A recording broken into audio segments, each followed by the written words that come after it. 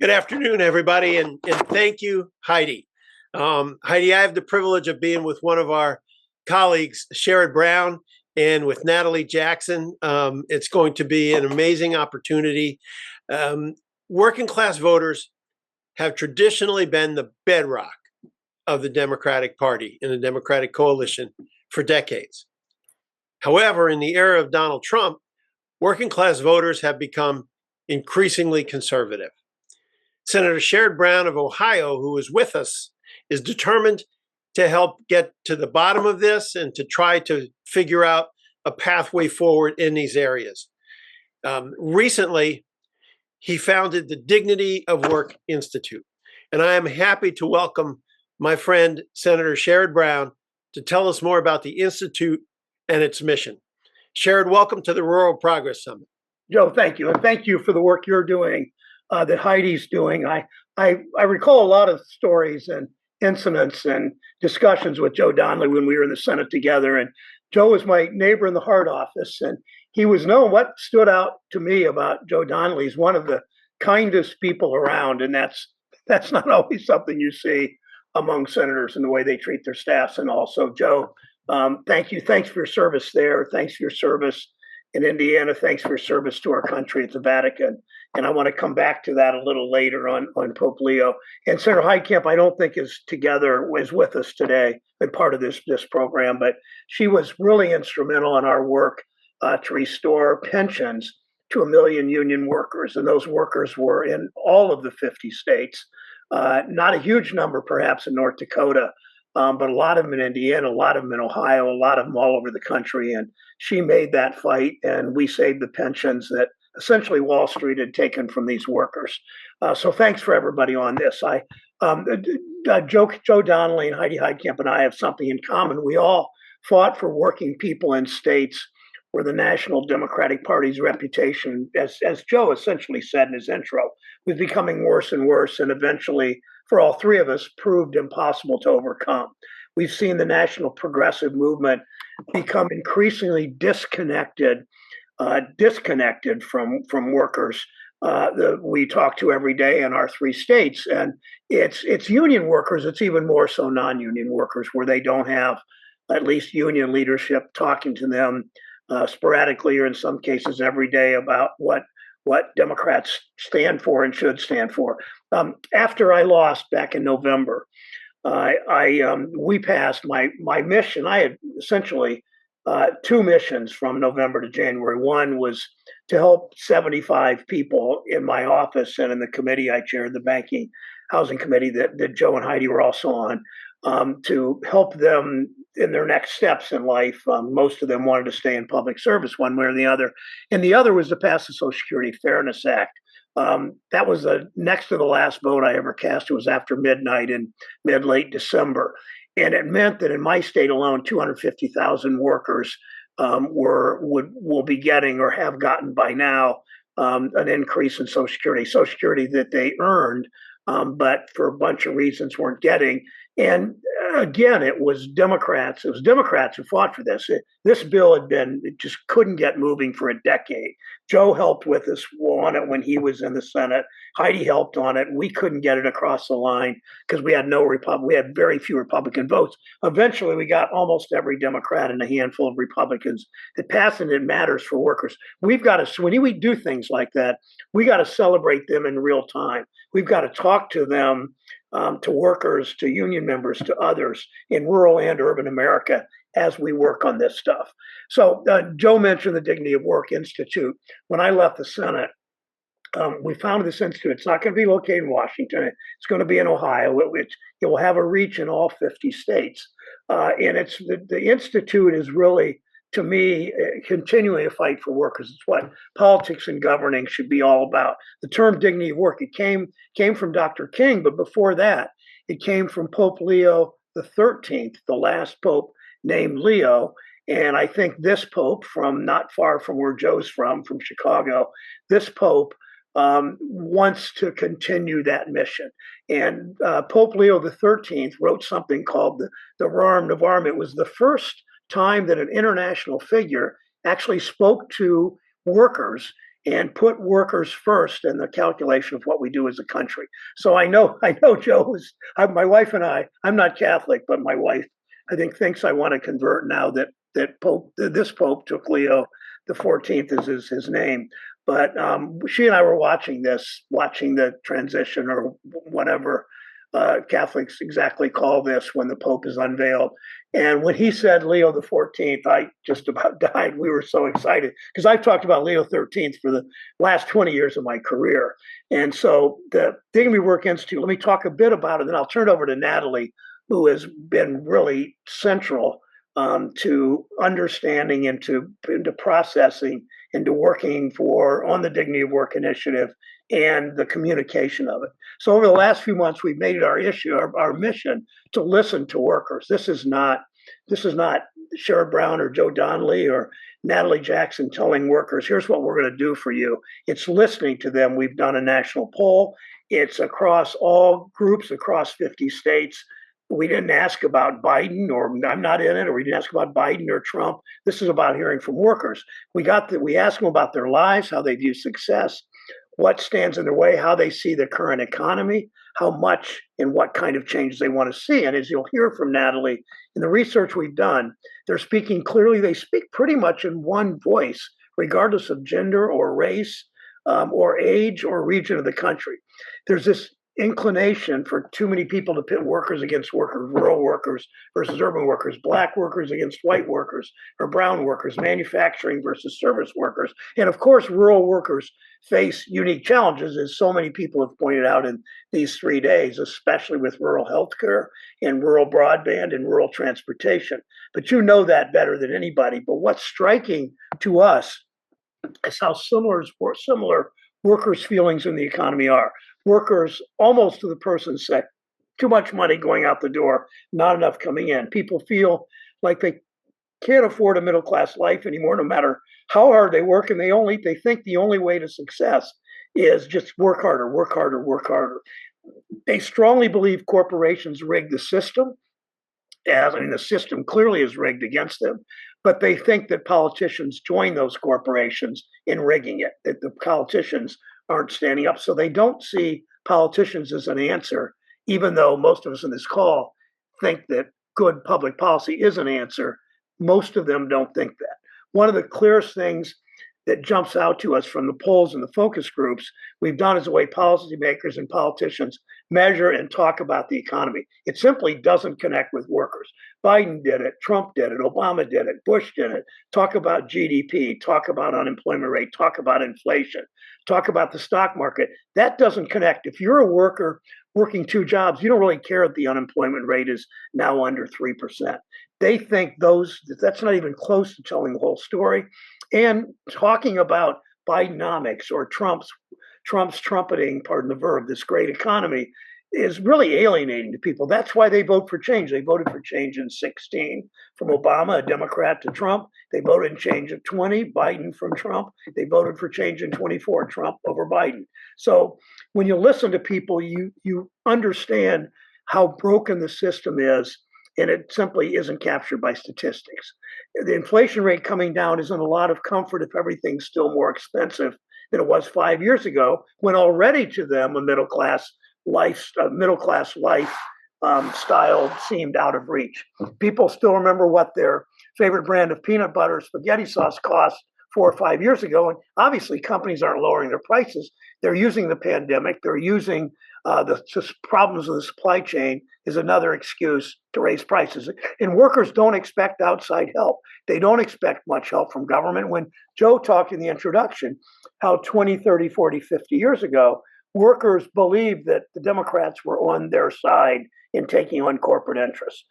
They don't see politicians willing to stand up to corporate interests on their behalf. They think that workers and politicians and the workers think that together politicians and corporations rig the system to benefit the rich and powerful. It's hard to argue that they don't. For all the talk from supposed economic experts about the complex factors that determine wages and prices, workers have pretty damn good intuition about it. They know corporate greed when they see it. They know it's a big reason why they can't get ahead and their incomes don't keep up with costs. People talk about corporations using any excuse to raise prices. Workers don't bring up government programs as solutions, but they talk about the need for someone, anyone, to rein in corporate greed. People are hungry for a vision of change will actually rein in corporate greed, lower their costs, create an economy where their hard work pays off. And that's where all of you come in on this, that you can represent rural workers. When I say workers, I mean across the board. It's not just factory workers or carpenters or McDonald's. It's McDonald's workers. It's everybody. But what unites rural workers with working people all over the country is that believing the system's rigged. We got to do something about it, and we have to start by listening to them, and that's the most important thing. Go where they are, listen to them. So I'll turn over to Natalie Jackson with GQR to talk about the research we've done, her central role in it, and what we specifically heard from rural and small town workers. Natalie, thanks for joining us. Thank you. I'm going to talk through the results of two projects. One was a survey we conducted in February, national survey, like Senator Brown said, all 50 states. And then we conducted some focus groups in May building on that work and really honing in on the themes that we picked up on in the survey. I do have to say this is some of the most interesting and most important work I have done in my career. This is a fantastic project, and I'm honored to be part of it. I grew up in extreme rural Texas with a working class family, and so it hits home for me very much, both being here at the Rural Progress Summit and doing this type of work. So this is a wonderful opportunity that I've been a part of. A really brief FYI on our methodology. The survey that we did it by telephone. Yes, people do still pick up their phones. It was mostly cell phones. Not very many pick up their phones, but we did get them too. And we did oversamples of Black, Hispanic, and young people to ensure that we could really dig in with those groups as well as the broader population. All survey estimates are subject to margin of error, so just keep that in mind. And then for the focus groups, we did 6. You can see the different groups that we did there. We did young people 18 to 29, white non-college men living in rural or small towns, suburban mothers with children under 26. We all know that just because they turn 18 doesn't mean you're done, so we raised that to 26. Hispanic women under 60, Black men under 60, and white non-college women in the 30 to 49, they're likely to have children, working age group. Many of that group were also rural and small town people. Just a picture of what people are doing for work. Most people are not working office jobs. I'm sure most of us on this webinar know that, but it is still instructive to see the numbers. When we talk about office workers, we're talking about maybe 1 in 5 among the rural and small town group, 1 in 4 among everyone. Just a quick word here, the numbers in parentheses are the rural and small town numbers that we broke out. For the most part, there are not significant differences. We see people share the same struggles across types of areas, but there are some subtle differences, for example, with the type of work they're doing, which makes sense. They're more likely to be in the industry and manual fields, slightly less likely to work in office buildings, that sort of thing. So that kind of sets the stage. A lot of discourse and political discourse tends to focus on return to work or policies that affect office workers. And that's a place where we lose the majority of our population right from the start. The focus groups that we conducted, it's particularly powerful to experience what these people said in their own words in a way that you can't get from surveys. These were really incredible experiences. The participants were very open and honest with us, And we appreciate that greatly. They gave us some great insight into their life, into some very private areas of their life. So we heard many, many more stories. Part of why people's income is so precarious, or perhaps a little more precarious than um, generally gets discussed, is when you look at how people get paid, it's the majority of Americans are getting paid in a contingent way. Only 40% are salary. That drops to about 37% in the rural areas.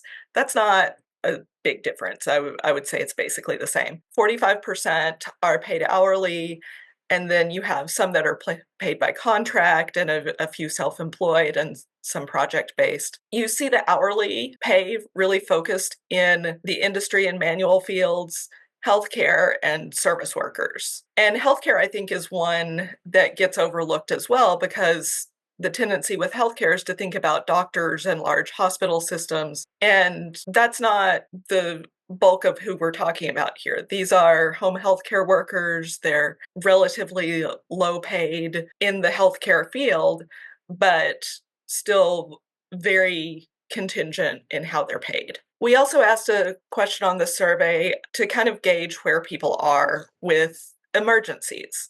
So, thinking about your financial situation, if you expected a sudden, unexpected $1,000 expense, how would you handle it? And we gave them 4 choices. One was not be able to afford it at all, be able to afford it by going into debt or cutting back on necessities, be able to afford it, but it would have an impact on their other spending, or be able to afford it comfortably. And what we see here is about half can afford it comfortably. Nationally, a majority say they would have to either cut back other spending or they wouldn't be able to do it. And this is really striking when you think about what costs $1,000 in our everyday lives. You know, your car needs a repair. Well, that's easily several $1,000s. You get into an accident and your insurance runs you around and you need to cover something.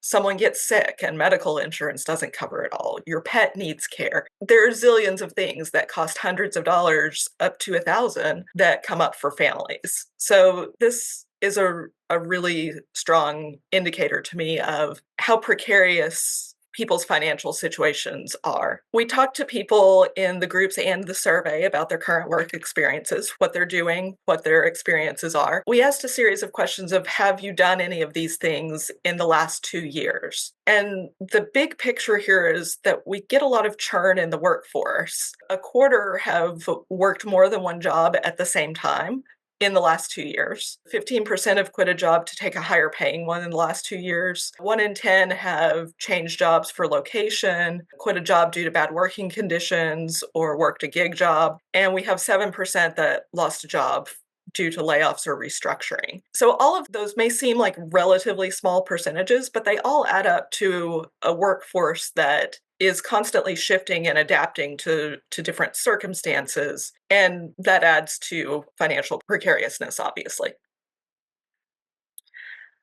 And when we wanted to dig into this a little bit more in the focus groups, we asked people about the availability of good jobs in their area, kind of driving at what's underneath this churn. Are there good jobs? Do they feel like they see them? So, given that we know people often work more than one job, in the survey, we were trying to get a measure of, who holds more than one job and how many people have done this. And when you say how many jobs have you ever held at the same time, we get 60% saying that they've held more than one job at the same time. Now, this includes a wide variety of circumstances, but it is striking that we have 3 in 5 Americans who have ever worked more than one job at a time, and 1 in 5 that have worked 3 or more at the same time. Given that a lot of the additional jobs right now fall under the gig work, and there's a lot of curiosity about gig work and how people handle it, that came up in the focus groups. These were more organic conversations. Gig work came up quite a bit as an option that people use. We wanted to bring in the discussion of value. Do people feel like they get value out of their work? We know we've established it's a little bit precarious financially. Do they feel like their employer values them? And the vast majority of people did say yes. We have about 1 in 5 that said no. We had some that said they don't know. We asked a follow-up question on the survey that was just open-ended and asked people, why do you feel valued or not? And the yes options were very telling. Many of them were about feeling good about the work that they do, feeling like they are being useful, being able to support their family. Very few were actually about their pay. So in the focus groups, we intentionally asked a question about getting paid their value. Very different perspective from what these numbers show. So we're going to transition now to talking about what their views are on what success would look like and what the barriers are to achieving that success. In the survey, we did this really interesting and telling exercise. So let me walk you through it. We told people to imagine a ladder with steps from 0 to 10. 0 is at the bottom. It's the worst possible life. Things are absolutely terrible. 10 is the best possible life you could be living. We asked them, where do you think you are on this ladder now?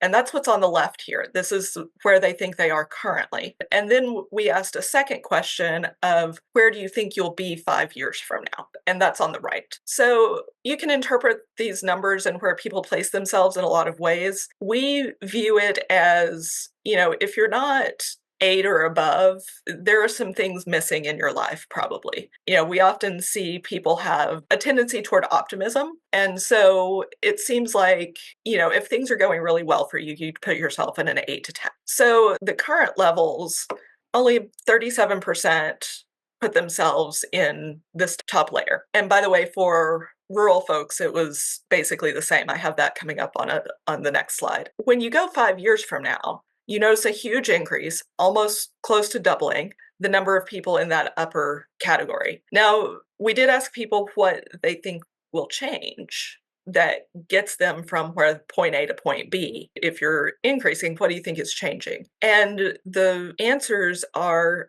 all about what they're doing for themselves. No one is expecting anyone to come rescue them. They just expect that they are going to work hard.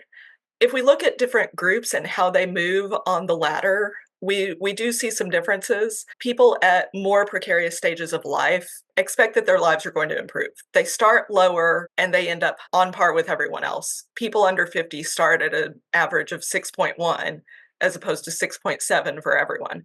But then they move up to 7.9 compared to 7.8, the average for everyone. We do see differences, young people, people of color, people who are paid hourly, people working more than one job. They start out lower, but they expect to make up the difference in the next 5 years. Rural and small town people are among those who don't shift very much. Some of that is because this is an older population relative to everyone else, but you notice that they start higher and then don't move as much. So it's really kind of along the same averages, just less movement up the scale. We wanted to know what people view as essential to financial success. On this slide, we're back to the format where the national numbers are the first ones and the rural small town numbers are in parentheses. It's astonishingly simple. We have 85% of people saying it's essential to be able to pay your bills on time each month, have a steady and solid income. Then everything else starts getting lower and lower and lower. One thing we found interesting,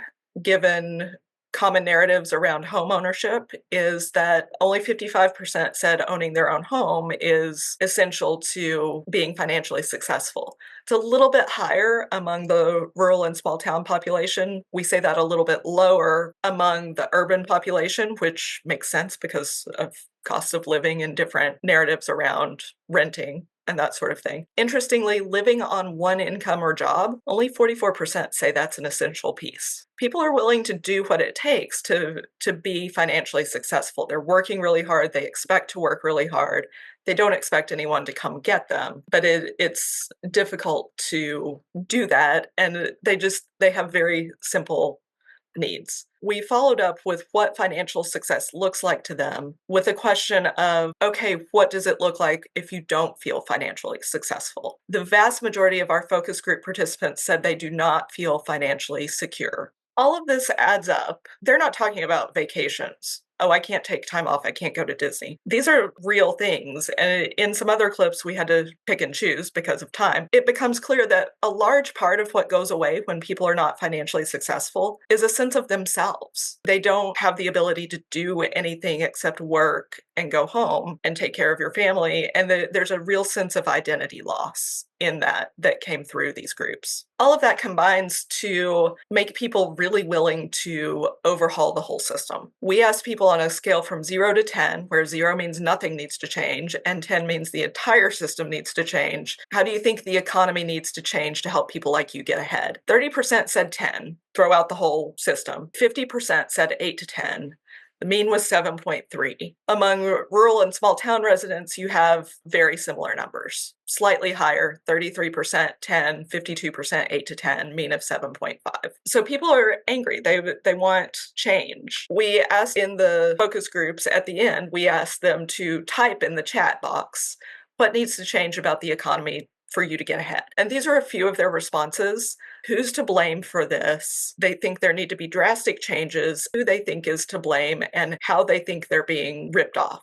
We asked them what do they think the causes are of increased prices, and so that was some of the response we were getting to that particular question. A quick review, we've already said most of this. The situation for people is dire. They're angry. It's at a boiling point. They can't make ends meet. They're struggling. And these are really diverse groups, and they say a lot of the same things. People are working a lot.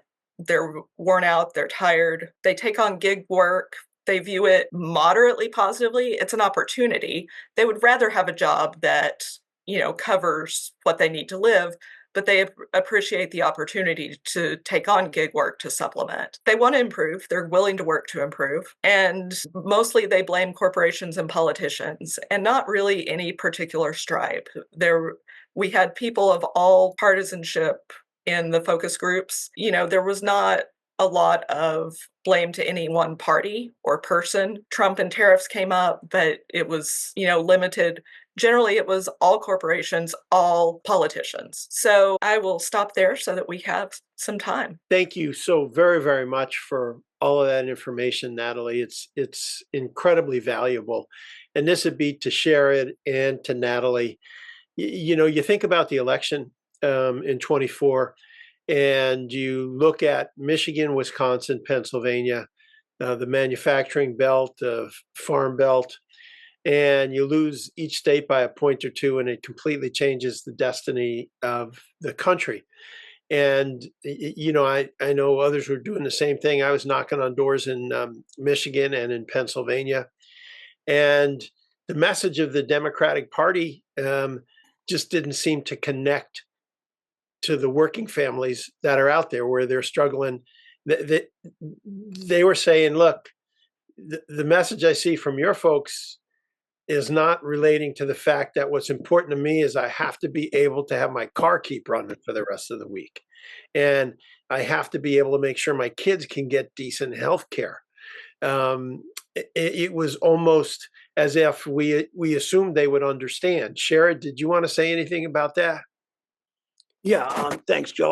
One of the things that struck me, and your comments are just right there. One of the things that struck me is how urban and rural, and just urban areas, metro areas, rural voters have most things in common. I mean, what struck me, these focus groups, no matter how you sliced it, whether it was by race, by gender, by geography, by part of the country, somewhat by income, but by and large, unless they're making family income less than about 120,000 a year, that they all said the same things. They think that if they don't see politics as left or right, that's just not a calculation. They see who's on their side. And I go back, and Joe, you were an acute student of this.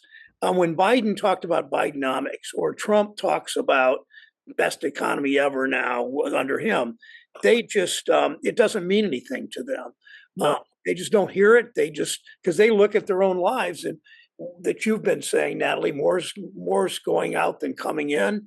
Somebody has that $1,000 expense. If they got to get new tires, that's the whole $1,000. It really is, nobody's on their side, and we've got to have a message. Whether you live in rural Lima, small town Lima, rural Montpelier, Ohio, whether you live in Cleveland or Indianapolis or Greater Chicago, the challenges are really the same.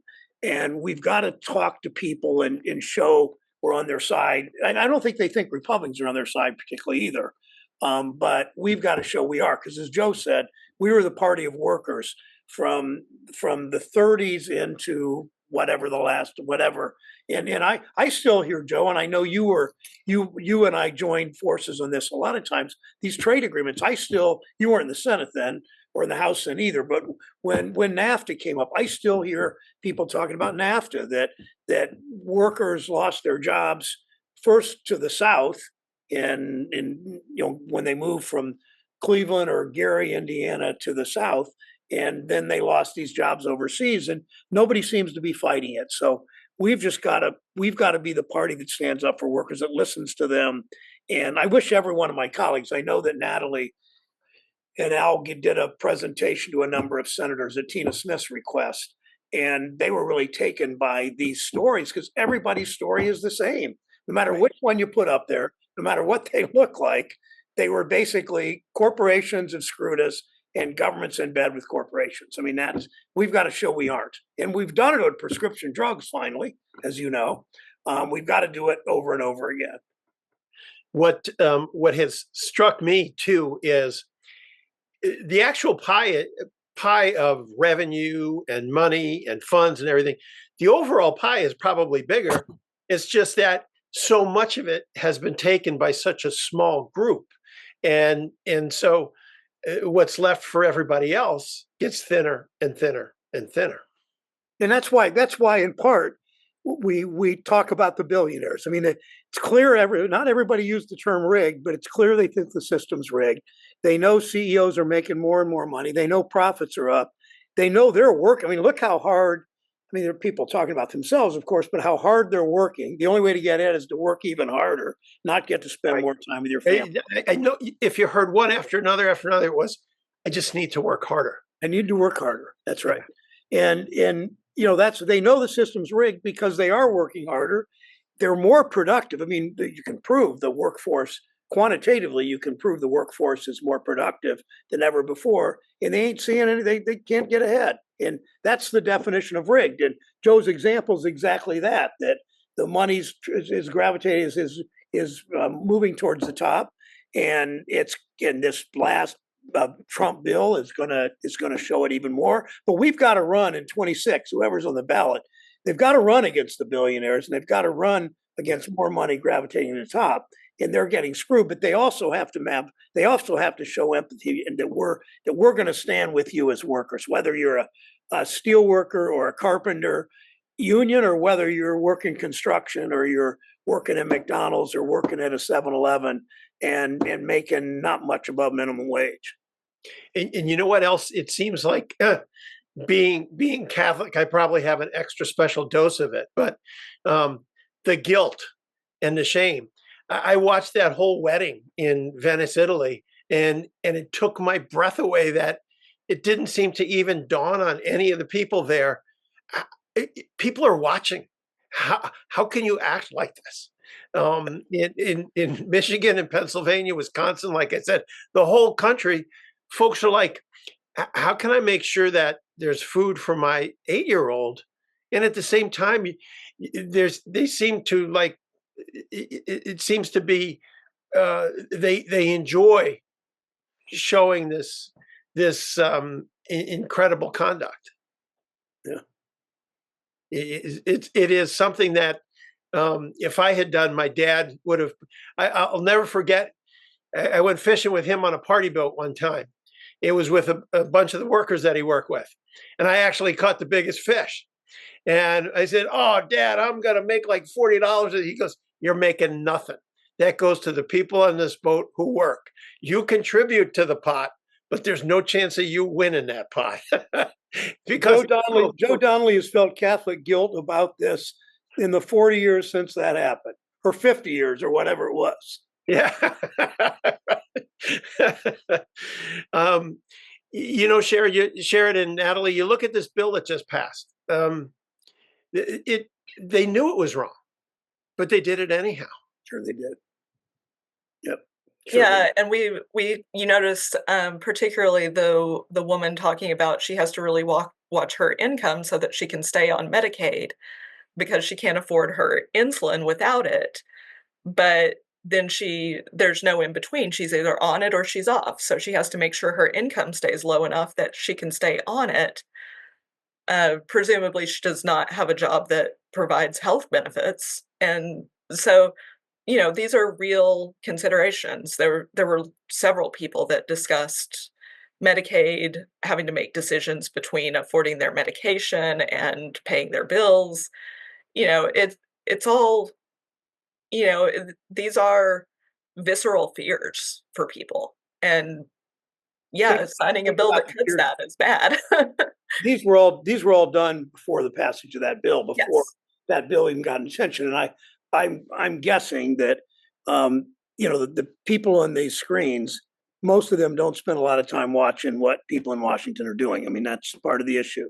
But you can bet that all those people, as they start hearing about Medicaid, are going to worry for the next 12 months if they're going to lose it, or the next 18 months when it really starts taking effect. But they're also, and especially the rural audience here, they're also going to see rural hospitals close. And what we didn't even get to is a number and Joe, this has got to be true in Indiana, it's true in Ohio. We have 88 counties. I'll bet you the local hospital is the largest employer in 70 of them. The largest one or two or three employers for sure. I mean, 30 years ago, it would have been two or three manufacturing plants, in Van Wert, Ohio, and the Indiana border, or other counties. Now it's the hospital, and there are going to be my wife's mother was a home care worker and made no money essentially when she died. I'm particularly proud of this. I didn't know her, Connie, and I have only been married 20 years, but when she died, 700 people showed up at the funeral home because she had that kind of impact on families as a home care worker. And those are really important jobs, paid like nothing. I mean, she made maybe $1 or $2 over the minimum wage and had such an impact on these families. And so many of these healthcare workers do. It's not just the doctors, of course, it's so much more than that. You talk about a testimony to a life well lived. Yeah, no kidding. Yeah. That is exactly what that is. And you mentioned about medical care. We have 92 counties in Indiana. Over a third of them have no OBGYN services. You have to go somewhere else. I was talking to a doctor yesterday in South Dakota who said what you have to do in those areas is if you are expecting, instead of when the time comes, you have to get an appointment because you might be 2 hours away from a doctor when the moment comes. So otherwise you have to go in, you have to schedule, and that has caused a significant increase or reason for more C-sections than others because you schedule a time. And if you are not there for that time, if you're somewhere else, you may not have any medical care. It's astounding. What does that say about healthcare and our government and our country that people have to schedule C-sections because they can't play out it's just two men talking. I'm a little hesitant here, Natalie. So Donnelly and I talking about this, but I mean, what does it say about the country, the state of women's health when we talk that way? Well, and just to jump in here, women's health is a huge thing. Children's health is. When I was a kid living in the middle of nowhere, there was like one good doctor in town. The nearest hospital was like 45-minute drive down the road. So we went to College Station. We lived like an hour and a half, a little over an hour from there. And we went to the pediatrician there because there were no pediatricians in the town. So, you talk about being able to afford gas. Well, can you afford gas to go get healthcare? In both situations, women and children, both. Well, to both of you, we're incredibly grateful for your service, for your time with us today. Sherrod, I look forward to seeing you soon. I hope I am going to tell everybody at the laborers picnic that you said hello, that you were the one that forced me to drink a beer at the picnic. So it was a hard chore to get you to do it. A steep challenge. Thank you, Joe, and Natalie. Thanks, and good to see you again. Thanks for everybody, what you're doing to bring Democrats back in rural America. Thanks so much, everybody. Thanks again.